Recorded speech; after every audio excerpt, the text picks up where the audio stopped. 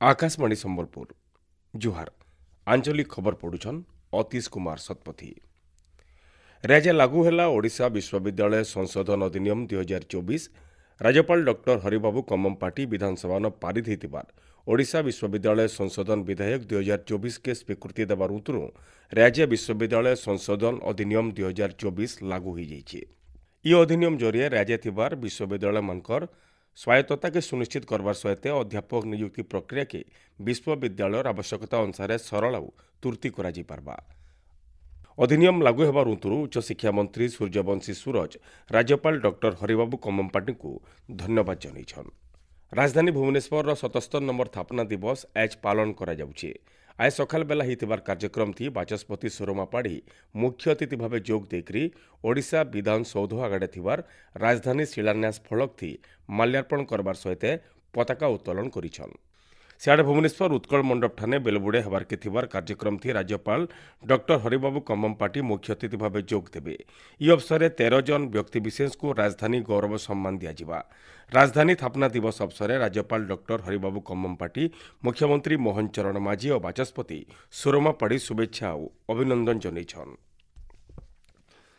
राज्य सरकार ओडिशा दिवस पालन दिनु ओडिया पक्ष पालन करुछन।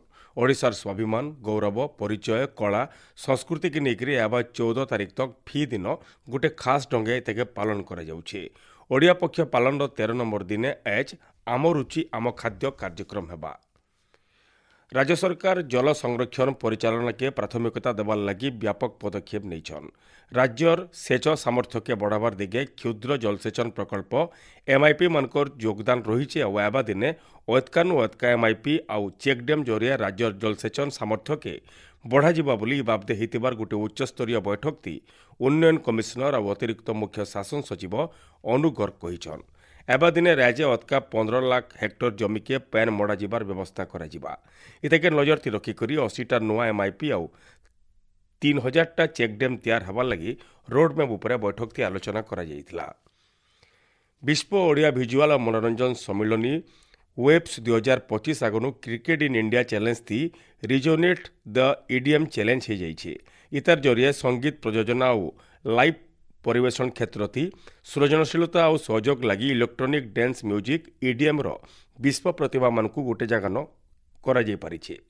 केंद्र सूचना और प्रसारण मंत्रालय भारतीय संगीत शिल्प आईएमआई रो सहयोग थी रिजोनेट द ईडीएम चैलेंज लगी 10 जन श्रेष्ठ कलाकार ना घोषणा करा जाइछे।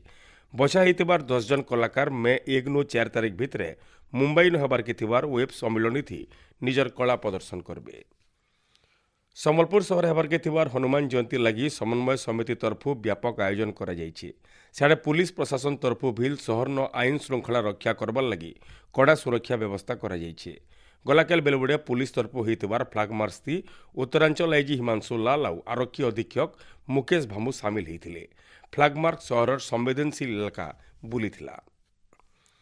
कलाहांडी जिला भवानीपटना ठाने आजठानु 3 दिन धरिकी 11 नंबर अंतर्जातीय शिशु युव चलचित्र महोत्सव आयोजित हेबा। इति देश और विदेश 30 नु अतका पिक्चर फिल्म प्रदर्शित हेबा। राज्य पहला थर लगी सीएफसी तरफु एंता महोत्सव आयोजन करा जाइछे। भुवनेश्वर कलिंग स्टेडियम ठाने चली 73 नंबर सर्वभारतीय पुलिस हॉकी चैंपियनशिप थी गलाकेल 5टा मैच होता। इ मैच मानके ओडिशा महिला पुलिस दल बीएसएफ दल मध्यप्रदेश दल त्रिपुरा पुलिस दल तमिलनाडु महाराष्ट्र पुलिस दल राजस्थान उत्तराखंड पुलिस दल और तमिलनाडु पुडुचेरी पुलिस दल जीतिछन।